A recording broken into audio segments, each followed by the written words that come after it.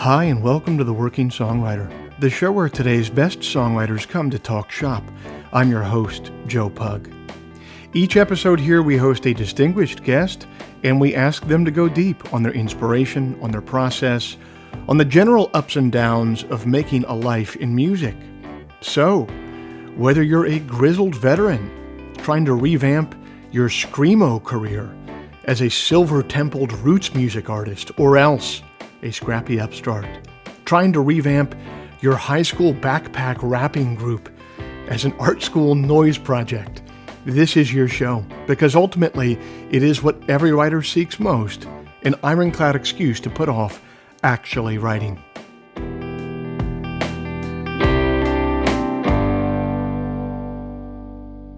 Hey everybody, it's the third Friday of March 2022, and I thank you for joining us. This week's show is brought to you by Bandzoogle. Built by musicians and for musicians. Whoa! Bandzoogle is an all-in-one platform to build a beautiful website for your music. I'm old enough to remember when you had to pay somebody called a web developer to get a website made, and it would always be some guy named Trevor who drove a GMC Safari van with chain link grates around the windows, and who was always trying to sell you Imodium tablets that he claimed were Vicodin. And old Trevor would charge you about $1,000 for a website that would be obsolete in 6 months. But it's the future now, you guys. That's not how it works anymore. We're allowed to have nice things now. One of those nice things is Bandzoogle.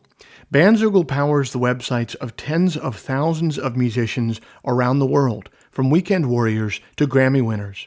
All the features you need for a professional website are already built in. Hosting and a custom domain name, dozens of fully customizable design templates, tools to sell your music and merch commission-free. Listeners to the Working Songwriter podcast can go to bandzoogle.com to try it for free for 30 days. Use the promo code TWS to get 15% off the first year of any subscription. If you'd like to hear some of my music live in the coming weeks, the first Sunday night of every month at 9 p.m. Eastern, I'm over on my YouTube channel for Sunday Songs. That's a live stream. I'm live. I'm playing tunes. I'm taking questions in the live chat. I'm taking requests in the live chat. It's a really fun, really interactive experience. I dare to say that we're building something of a little community over there, including many people who are listeners to this podcast. So come on over and be a part of it. The first Sunday night of every month at 9 p.m. Eastern on YouTube, head on over to joepugmusic.com and click on the live stream tab. Finally, if you enjoy this podcast, if you'd like to help it remain a viable endeavor for me, here's a couple things that you could do to help. First, you could become a supporter of the show over at Patreon. Patreon is a platform that allows you to directly support creative endeavors that you find meaningful.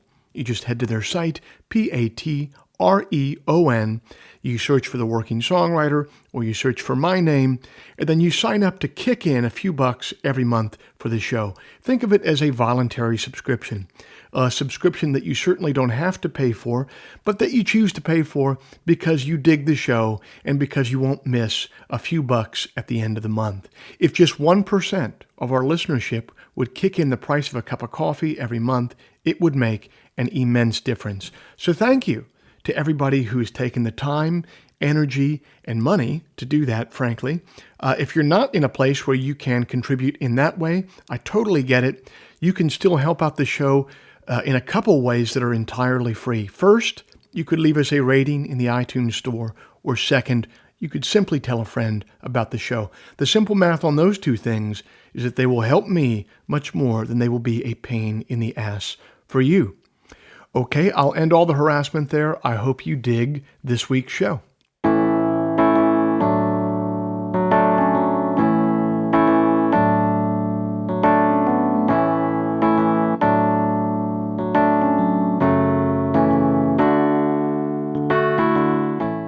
Our guest this week got his start in the legendary songwriter incubator of Cheatham Street Warehouse in San Marcos, Texas.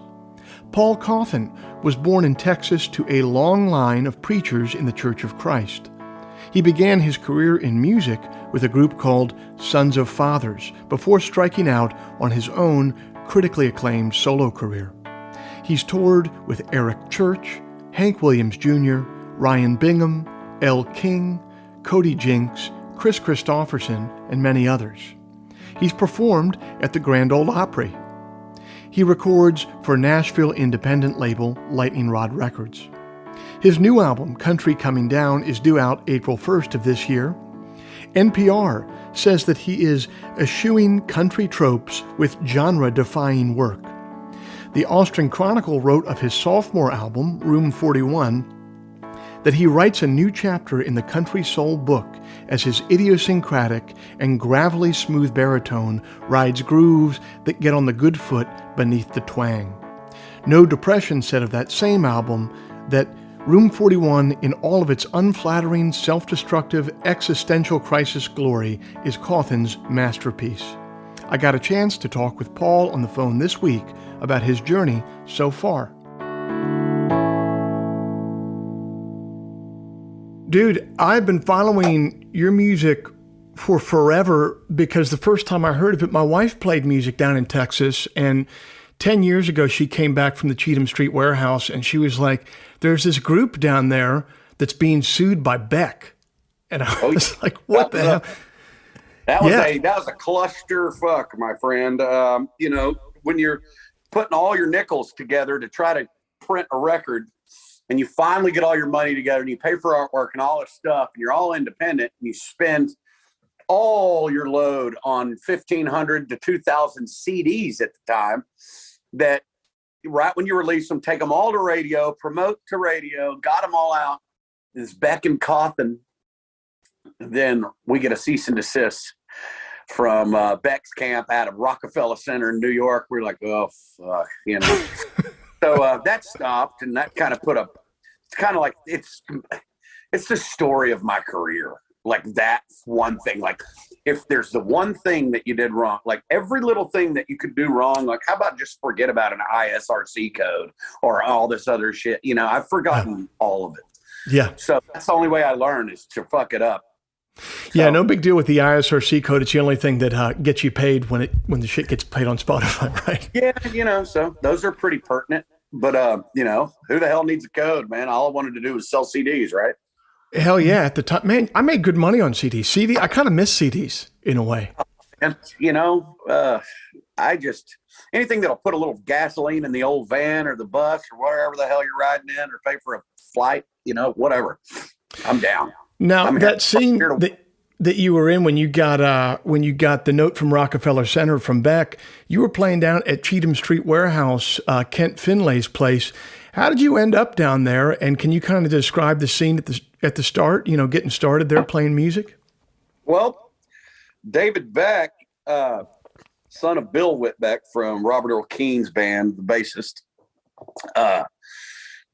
he lived in San Marcos, and I had heard about this, this guy, David Beck before, that was playing around town, that was really talented. So I went and saw some of his shows. I went out to New Braunfels and saw a show. There's one little place in New Braunfels there that's a cool little stage down in the downtown area. I forgot what it's called. Don't want to leave anything out, but he was like, man, we're always hanging out at Cheatham. So I went up to Cheatham, started hanging out, became friends with Sterling and Hallianna Finley, and became friends with Kent Finley, and started doing that songwriters night on Wednesday nights. And then all of a sudden, we had our little drinking crew that would be out there just getting wild because, right when you're starting young 20s, we're flooring it. Like, see how many shots of whiskey we can do kind of situation. And by God, we did all the shots of whiskey, and it got wild. And finally I was talking to David one day, and we were just like, man, why don't we start a band? And started the band. We didn't know what to call it. So we're just like, well, you're David Beck, I'm Paul Cauthen. Let's call it Beck and Cauthen. And then that kind of backfired on us. And, the rest is kind of history. We met up with a lady by the name of Jessie Scott, who kind of got her foot in to some big managers and some bigger agents. And then it kind of snowballed into more people knowing about us. And then, all of a sudden we're playing Americana Fest and doing all that. And then you kind of, the game. It just keep on taking whatever gig to open for whoever. How many times you got to hear, man, it's not that good of money, but it's a good exposure gig. I did that for, 5 years. So. No, I know the feeling, man. And so to get there with him and you're doing that stuff, was that the plan for you there? I mean, did you come into San Marcos, Texas saying to yourself, like, damn it, I'm going to play music and I'm going to be a songwriter? Or did life just kind of take its course there? No, I was definitely going after being a songwriter. I'd spent a lot of time out in Lubbock and really kind of cut my teeth out at the blue light. Oh, wow. I didn't know that. And my buddies were all going to Texas Tech, so I was sleeping on their couches. And I was going and doing their little songwriter thing. And I got second place in one of those songwriter competitions for the Larry Joe Taylor Fest. And so I was like, damn, I guess I can write an okay song, So started really digging into writing when I moved to San Marcos and out of Lubbock. And the song started getting a little bit better. And then, I wrote I'll Be the One. Like it was one of my, one of my early songs, and I sat on it. And I didn't even record it with Sons of Fathers. I just knew that song. I was like, man, I think it'll just be a good song, and people will enjoy it down the road. I might need to keep that in my back pocket. And come to find out, it was my first song that actually had over 1 million plays, or really kind of people were singing back to me at a show. So. Yeah. What do you think? What do you think was improving your writing when you got there to San Marcos? Was it being around Kent? Was it being around other songwriters, or being around other songwriters and having other people just kind of, you go and like a guy by the name of Marshall Anderson. There was a younger guy up there, or he was actually our age. He's not, we're all getting older now, but everybody was just kind of like pretty much on the verge of homeless, and everybody sleeping at each other's couches and staying at each other's houses, and just late night songwriting sessions. And, we would go and just book a write with somebody that was more, that was a better writer. So maybe we could get a freaking, black bean and avocado tortilla, taco out of the situation while we're hanging out with them, because we were so broke. I remember just having literally under $5 to get us through, just to try to get some food and stuff. And then of course Kent would let us rack a tab over there at Cheatham and we'd pay it out weekly kind of thing. So it was, we could get our booze on for cheap. And it was some of the purest times of my career, that when you're in it, you're like, fuck, man, what am I going to do with my life? But then when you're past it, you're like, that was the most incredible thing that just happened. I know. But the problem is you can't enjoy it at the time, because in the moment, having no money sucks. It sucks. You're desperate. So bad. You're desperate for any type of wave or ripple that you can ride, so. Yeah. And so you rode that ripple for a while with Sons of Fathers. What was kind of like a high mark for that band when you guys were going at it, where it felt like it was going real good? Man, when we got a tour with Edward Sharpe and the Magnetic Zeros, and started doing these bigger festivals, Bonnaroo and Tortuga Festival out in Fort Lauderdale, and some of these big festivals, ACL. And once all that started kind of happening, our name started really getting out there. And then we got into Nashville, and we were really the talk of one of the Americana Fests. And Jay Joyce approached me, and we went to his studio, and we were going to record with him, and he was going to walk us into Warner Brothers. And then it all kind of went to shit. Egos between me and David, and it just went to hell. So that sucks. That's terrible. That happens a lot in mid to late 20s. So how did it blow up at the end of the day? David didn't want to record a certain way. And I wanted to do whatever. Somebody who was, had already made it in the business, like Jay, I was ready to listen and learn. And David, pretty hard-nosed about how he likes to record, and that's what I love about David, but in the end, our young 24-year-old asses thought we were way cooler and smarter than the rest, and we weren't. And the record deal went to the Wild Feathers the next week, and that band ended up recording with Jay Joyce and doing that deal, and they were kind of like Sons of Fathers, and it was, so that was that. What did that feel like? Because it's so hard to get a wave to ride in the music business. You built this thing for 5 years. You must have been around long enough to know how rare it can be to get one ripple, much less two. So what did that feel like when it kind of all fell to shit? Off, and I was ready to do it on my own. I was like, well, it's the last time I'll ever go into business with anybody else other than my own ass in this business, and I'm going to go do it myself. And I did. So. It's funny, man. I remember reading something on Tom Petty that when Mudcrutch or whatever it was broke up, when he was starting his new thing, he was like, look, we can call it whatever, but my name's going to be in the title because this has never happened to me ever again. Yeah, that's what it was for me. I was like, no, I know one thing that I own that's mine is it's my name. And so I was, from that point on, I was going to promote that and try to just put a little bit of bread on the table and a little bit of security in my life. Was my main goal, was just to really get to a point where I can write good enough songs that are just that can capture audience's attention and grab more people into the room, get more people there, and just kind of started snowballing. I met up with the Texas Gentlemen and that whole crew after Sons of Fathers was the biggest blessing of my life, was meeting up with that crew and Bo Bedford and everybody in Dallas, my Dallas family. And that changed everything for me, and then branching out and writing with badass songwriters too. Aaron Ratier, Kendall Marvel, just Kirby Brown, bunch of incredible artists that are songwriters, Carl Anderson in Nashville, just these guys that are just insane. Leah Blevins. So, I just started getting to write with people that are really, really, really, really good. I think it was Warren Buffett that said it once. He's like, you don't want to be the smartest person in the room. You don't want to be the dumbest person in the room, but you want to be right there in the middle. So you learn something from both sides. You know what I mean? It's like, that's real good. You're the baddest ass songwriter in the room, it's just, you're going to write your own song. If you've got somebody you're like, holy shit, this guy's throwing out, or this girl's throwing out lines and they're killing it, you're learning something and you're bettering yourself. It's like playing up in a baseball in Little League, playing up an age group older than you.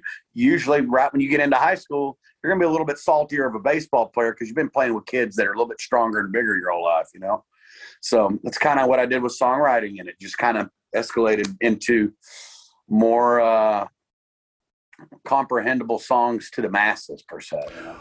What were some of those lessons that you learned from those songwriters that you were revering so much that you were getting to work with? Like, what's like kind of an on the ground lesson that you learned about making songs translate to, frankly, a larger audience? Well, David and I, we would just kind of like just talk over each other in the song. Like, oh, what about this? What about this? What about this?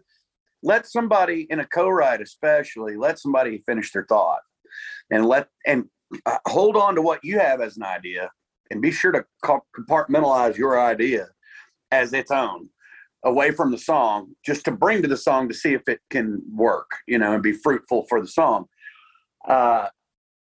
Most of the times when I shut up and I'm listening to somebody else just kind of with an idea, what they say spurs something for me to eat that was even better than what I was holding on to, So just shutting up and listening and, really trying to absorb what this song is that we are coming up with before it's just written and you're like, okay, now what's the song about? It's easy to write a song that you're like, I don't know what this is about. And then I can take it this way when I'm done with it. A lot of my younger songs were like that. Like, I didn't go into it, hey, I want to write this song that's heartfelt, that shows about a breakup and, about this and that. And I'm not thinking about the whole plot of the song. I'm thinking just to finishing the song, writing some verses and some choruses that are catchy, which is very pure and hard to get back to once you do take the step into trying to think about a song in a more broad aspect that is, more heady, I guess. I got you. More heady. Well, and it sounds like you're just kind of beginning with the end in mind a little bit more than before. Huh? Yeah, for sure. Just getting there with especially in co-writing, it just, you'll know when you're kind of talking back and forth, when you're kind of getting into this idea, like Aaron Ratier and myself, we spent a lot of time at RCA in Nashville. He's got this little spot there underneath the studio. You can hear the bands in Studio A freaking ripping while we're in this little Chet Atkins little office, underneath in the like basement of RCA Studios. And we're hanging out in there. And I was like, man, I just did Room 41. It's like, it was the high of just rocking and rolling, being single, going wild, drugs, alcohol, whatever, all that shit. I've done that. Now I want to like come down off of it. Like what's my happy place? Where's my peace? Where's my harmony in life? And we're like country coming down, like coming down off of it. That's what this whole album is. It's like country coming down. Like we were really it was getting super Western there for a while, getting a little wild. And now it's like coming down off that, but still showing who I am and what my goals are in this business. Is like just to have a house of my own, maybe, grow my own food one day, stuff like that. The little things, getting back to the roots. And it's kind of what this whole process has gotten me all the way to there. And talking with Aaron, being like, man, that's his dream too. Yeah. Once is a cabin in the country, far away from the city lights, that's, it's so true, man. Myself, but that's how those songs happen. It's just kind of agreeing that we're both kind of on the same page here. It's so true, man. You get to that age and it feels different. I was just on a tour, and the guy I'd hired to play bass, he just bought his own house, and as I was paying him out for the tour, he said to me, "This whole tour feels different to me now that I'm going to go home and pay a mortgage rather than my rent." You know what I mean? And I think you kind of hit that point in the business where you get your own little piece of land or whatever it is. You get your little corner of the world, and it makes. Say it again. You don't want to leave it. No. I've got my little house here in Tyler, man, and I grew up in this house. My mom and my granddad. I mean, when my family was broken up when I was a kid, my parents got a divorce. We found this little old house that I'm living in, and we redid it, and we were about to sell it, and I bought it, and my wife and I now live in it. So that's a beautiful thing, man. People are like, man, I thought you'd have your big piece of land by now or something like that, man. One day, but right now it's all we need, and we're happy. We live near all of our friends. Like, I mean, seriously, we can walk to our buddies' houses around here, and it's just it's the hood. It's what we call the little neighborhood, man. We love it. So just blessed to have a roof over our head, and it's, yes, when you go out on the road, it's different. It is a job, but man, every time I get on stage and there's people there ready to sing the songs I've written, that's a high that I'll be jonesing for until I hit the bucket, kick the bucket. So. Yeah, you can chase that dragon for a long time. Take me back a little bit, though. We kind of glossed over this part of your story that I feel is really important, and it's this moment that you moved to Dallas, and you, more than many artists that I know, it seems like you write and you work in studio quite a bit. So can you kind of talk to me about that period of time moving in to Dallas personally, and then also from the work aspect, starting to work out of a studio as you write, and how that kind of changed things for you creatively? Man, first off, Jeff Sines, who owns Modern Electric Sound in Dallas, him and Bo Bedford.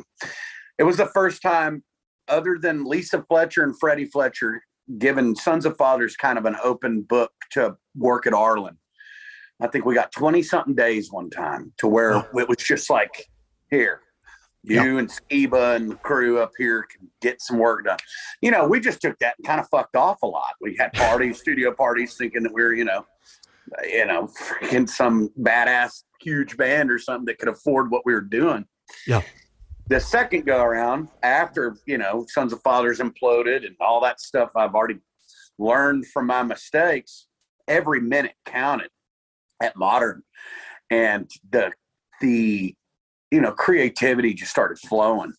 I lent myself just to get there early in the mornings and stay late, and always have opportunity to put on the red light and get to recording. If we felt the spirit, is what we'd always say, just follow the spirit, in the song, in the process. And, all of a sudden you're recording a song at 2 a.m. and the next day you forgot you recorded it. And then you're like, holy shit, Cocaine Country Dancing really is a cool song. I kind of like it. I think we should finish that song out, and you're like, 3:45, do we have any more? And then you just keep on building this song, keep on massaging these songs, get a lot of them in kind of like the position A, to where, okay, the skeleton of this song's ready. We can kind of see it. Now let's take it to position B, to where we're going to really kind of crack in this content of the verses to where it makes sense with the chorus, which we love the hook, and we don't want to get rid of the hook because that delivers the song. So let's use that as kind of our pinnacle for the whole tune, Cocaine Country Dancing. Like, those are 3 songs, those 3 words. Like, let's not stray away from that. What does that mean?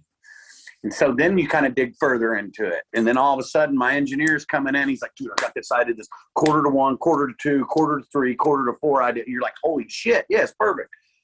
So the songs just keep getting worked. And then you're in there for, 2 months, and you've got 26 songs, and you're like, what in the fuck are we going to put on a record? And that's your problem, Yeah. And that's the first time I'm like, we have too much. Like, what do we do?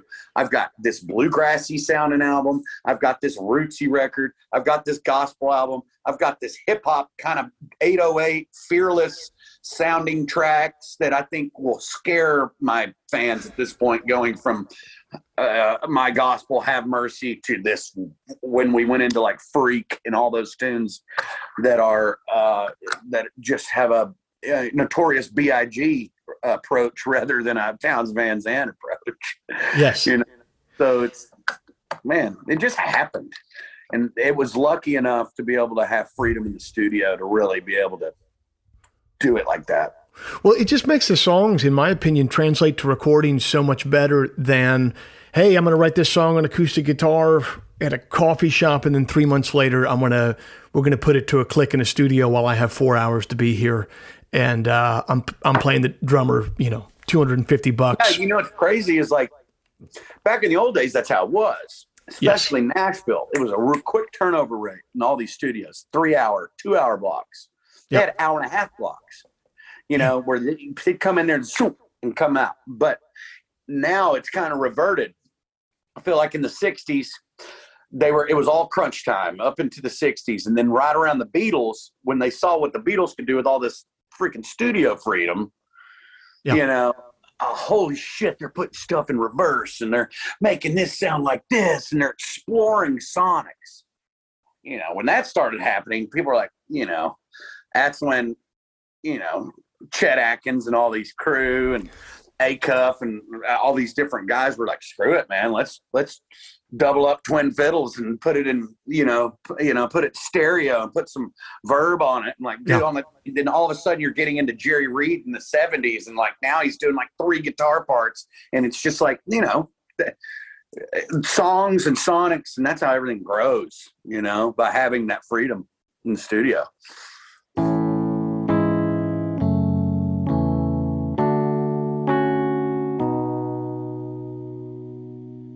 Getting better at your instrument is an essential part of being a songwriter. When you play better guitar, you write better songs. It's that simple. How do you do that, though? Sure, you can get lessons from the neighbor who studied proto-jazz at Berklee College of Music, but that'll cost you hundreds of dollars. Or else you could pull up YouTube and pay nothing at all, but then you'll end up sifting through videos of nerds unironically weeping as they butcher the solo from Purple Haze. What's the sweet spot in between? Peghead Nation, the online home for American roots music. They feature curated video workshops with world-class instructors on guitar, mandolin, banjo, fiddle, upright bass, dobro, and ukulele. They have levels of instruction that meet the needs of both scrappy upstarts and grizzled veterans, and most importantly of all, it comes in at a low monthly subscription that actual strapped-for-cash songwriters can easily afford. To start taking classes yourself, head on over to pegheadnation.com to check out their 50 available courses and enter the promo code TWS, the initials of our show, TWS, to get your first month free. You can also send a gift subscription to the songwriter in your life or the player in your band who needs a not-so-subtle hint about their playing prowess. Peghead Nation. When you play better guitar, you write better songs. It's that simple.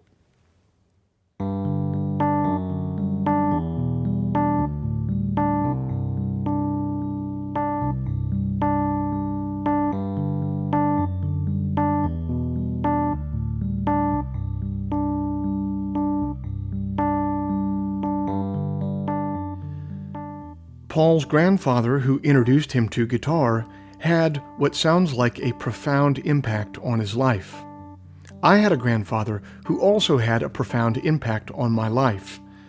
And those guys from the greatest generation were an entirely different breed. And there's a poem by the poet D.C. Barry that speaks to the values and the culture of that generation. It reminds me of my grandpa, and I would hazard an educated guess that it would probably remind Paul of his as well. It's simply entitled Grandfather. My grandfather was not a man who had headaches, slumps, French ennui, or wrung his hands over a world all gone to church, or over spilled whiskey. He'd take me out for Saturday breakfasts, and we'd have a smiling conspiracy over coffee, juice, and biscuits, throwing a smile back and forth like a new frisbee. Bald-headed guy, bubble smooth. Worries bounced off him like his head was a pill. He'd just forget problems, gangrene. Sugar and butter and coffee cured everything. All this before golden arches. Even with plastic arteries, he kept twiddling his thumbs. The hearse was the first time the bubble blew up in his face. Till then, life was a parachute always in bloom. Wrinkles on his forehead were like a string to wind atop. If you wanted to be around someone humming like a spacecraft, he was your man.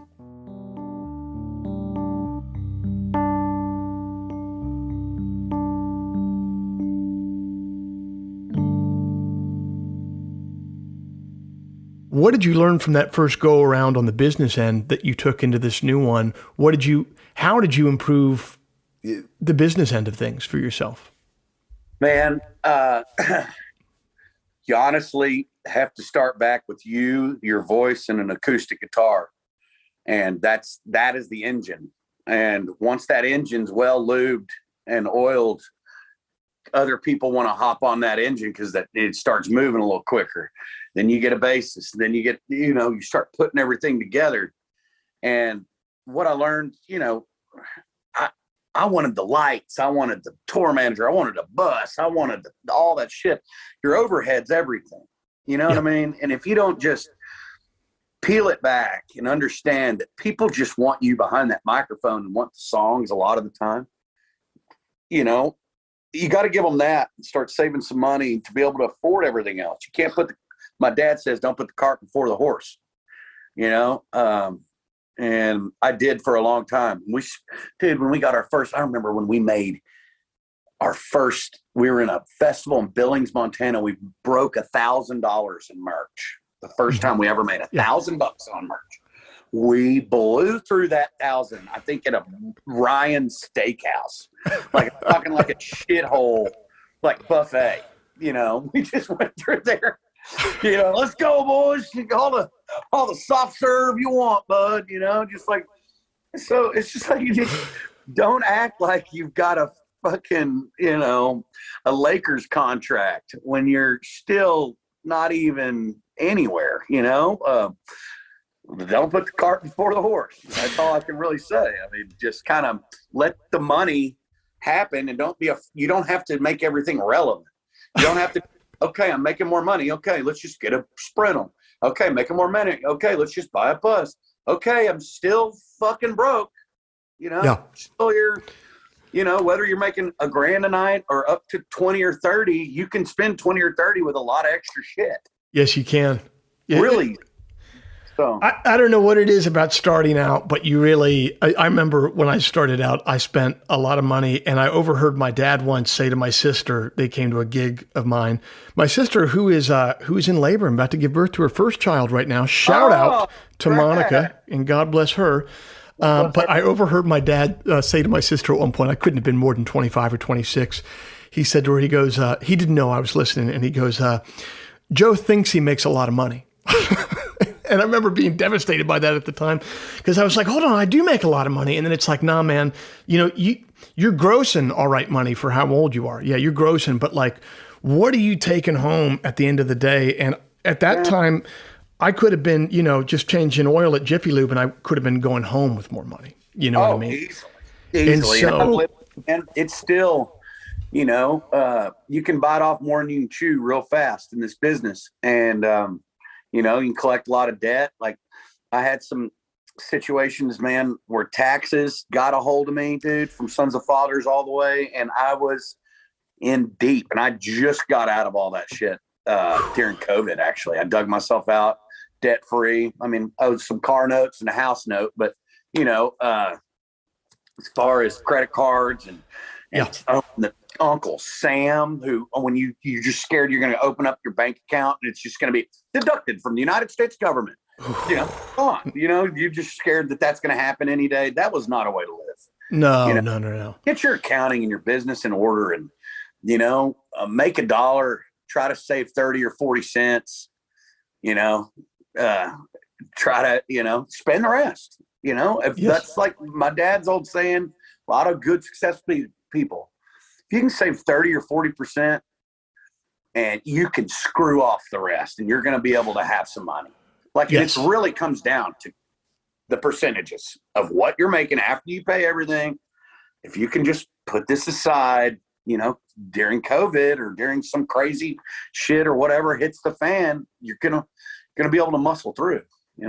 Yes. So that's being 35 years old and going through this to figure it out. And, when somebody told me when I was 22, the same thing, what we're talking about, you're full of shit, man. Yeah. Yeah. Fuck off, old man.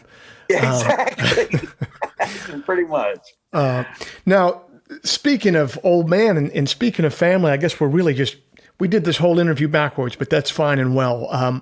Talk to me where you come from, your family, your whole upbringing, more than other artists, I feel like, has so much to do with the work that you're producing now, that is your most important work.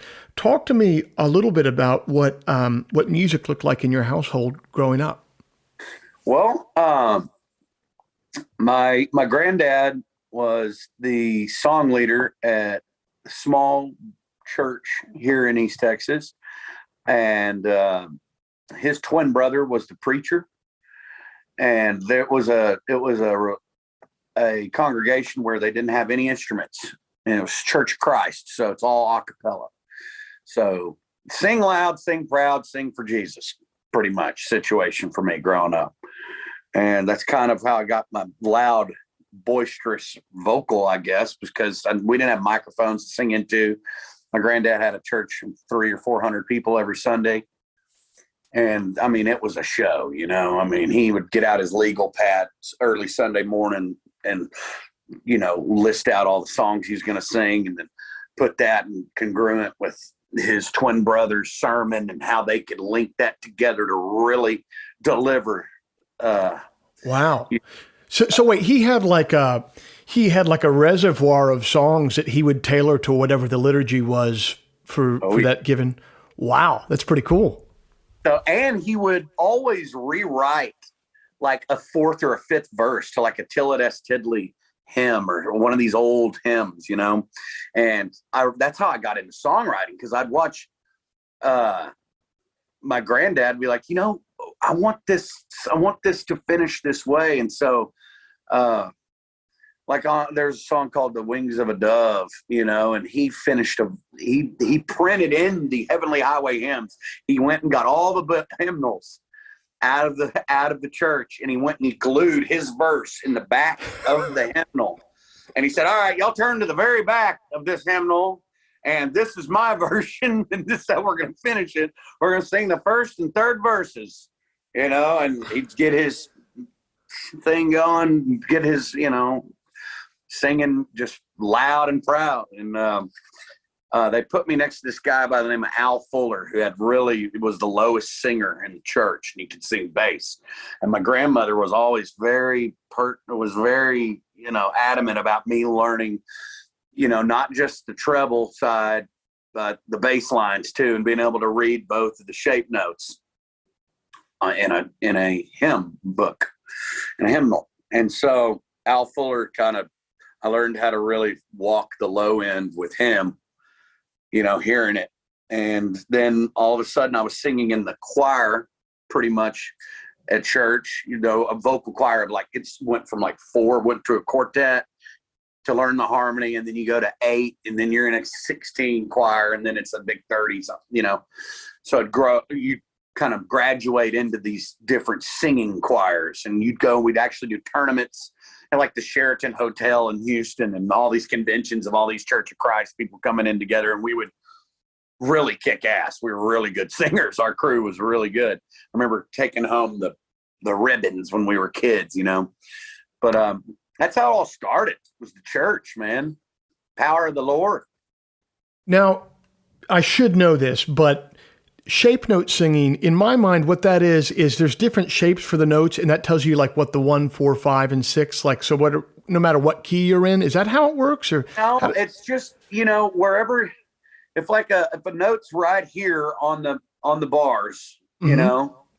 And say this is C. Now, mm-hmm. If there's another note that's here up from it, it's the progression of your vocal is gonna go up. Mm-hmm. This would be this is lower if it's next.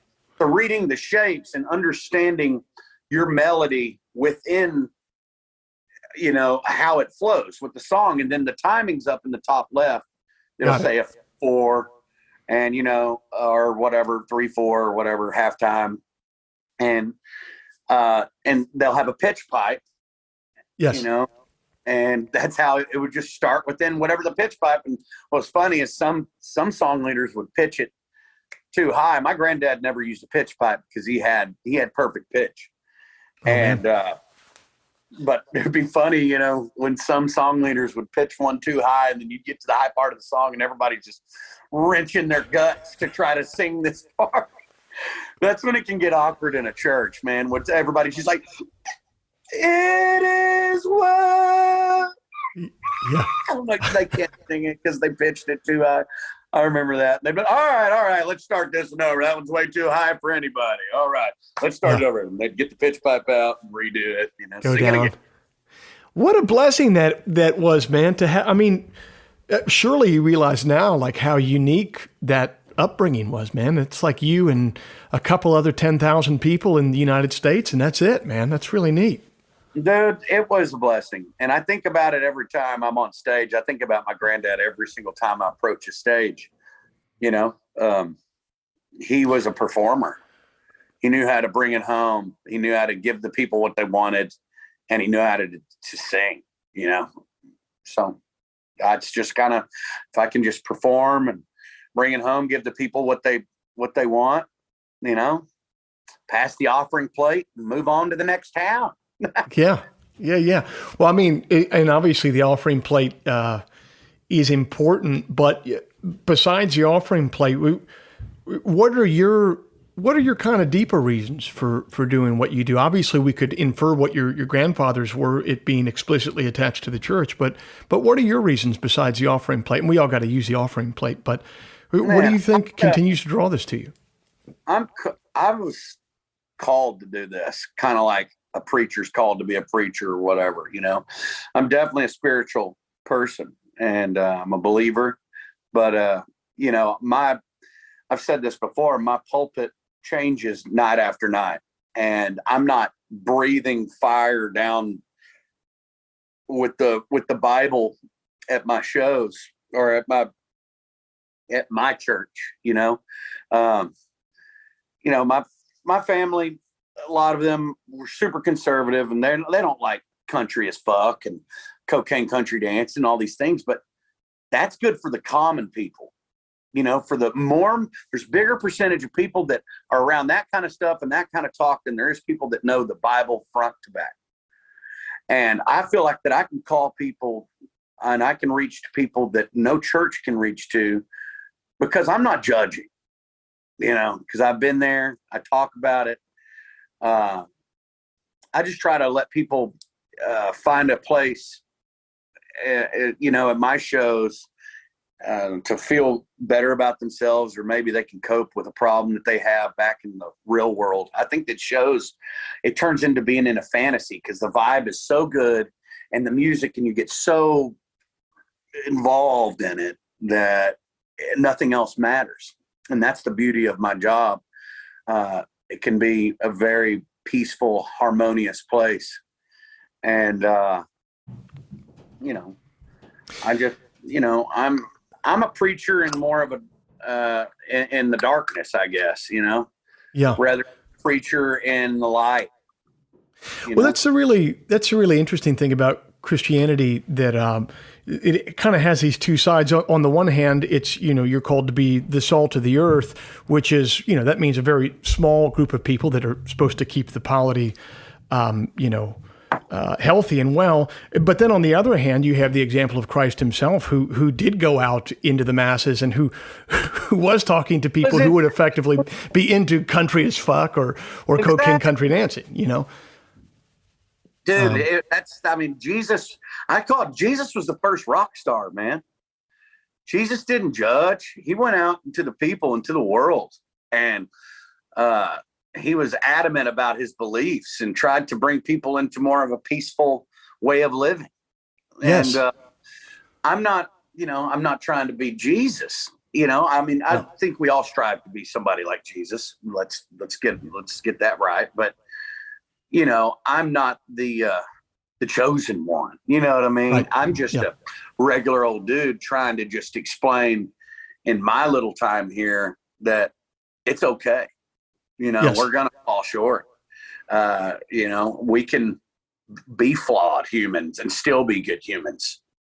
And we bring light to somebody's day in littlest ways. And it doesn't have to be in a church. It can be at the Piggly Wiggly or wherever the hell you are. Yes. And help somebody. You can actually take some of these morals from all these different doctrines. Yes. And take the good things from that people have written down before us and use that in a positive way now. Yes. And that's what people need to do, rather than taking it so literal that, oh, well, this is wrong. Let's pick out what's wrong about this. No, why don't we pick out some actual stuff that's right, that's actually we can relate to, so. Yeah, well, and what you said there, I think is critical to a Christian message, which is not just like you can be flawed, but what Christianity would say is, by definition, you are flawed. Yes. And I used to not agree with that, but then the older I get, I look at what modernity has to offer, and it kind of says to you, like, hey, you have the option to not be flawed. And it's like, just speaking for myself here, I'm going to say I don't think that that's an option. I remember going to a church camp when I was a kid, and there was this church leader that beat into us pretty much this whole week. He said, you can be a perfect Christian. You can be. You can be a perfect Christian. I haven't sinned in X amount of years. And I was like, this guy, I remember it going through my head, this guy's full of shit. Like, that's what I thought. And I was like 12, 11. I was like, this guy's full of shit. I was like, I know one thing, that we are not perfect. Like, this guy, I don't care. This is just like almost scary, What just came into my mind there as you said that, it reminded me in the movie Step Brothers when his asshole brother comes in who's really successful as a real estate agent, and he goes, "I haven't eaten a carb since 2008."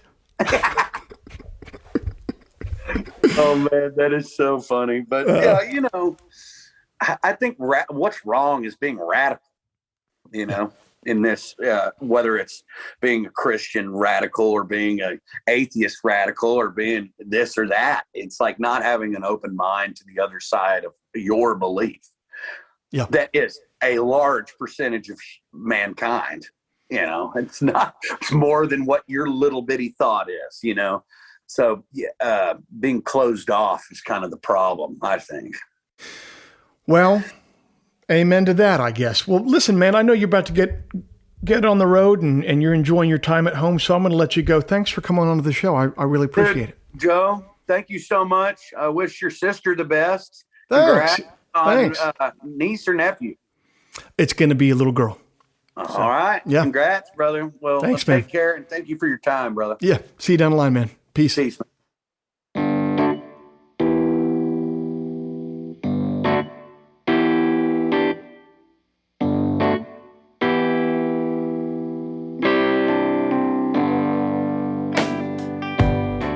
This week's show is brought to you by Bandzoogle. Built by musicians and for musicians, Bandzoogle is an all-in-one platform to build a beautiful website for your music. Use promo code TWS, the initials of our podcast, TWS, to get 15% off the first year of any subscription. Paul Cauthen's forthcoming album is entitled Country Coming Down, available everywhere music is sold or streamed on April 1st. If before we meet again you sit down to write, please remember, an expensive drug habit is not a song, a compelling Instagram account is not a song, and most importantly, reverb is not a song. So let all that take care of itself, and for you, just keep your eye on the song.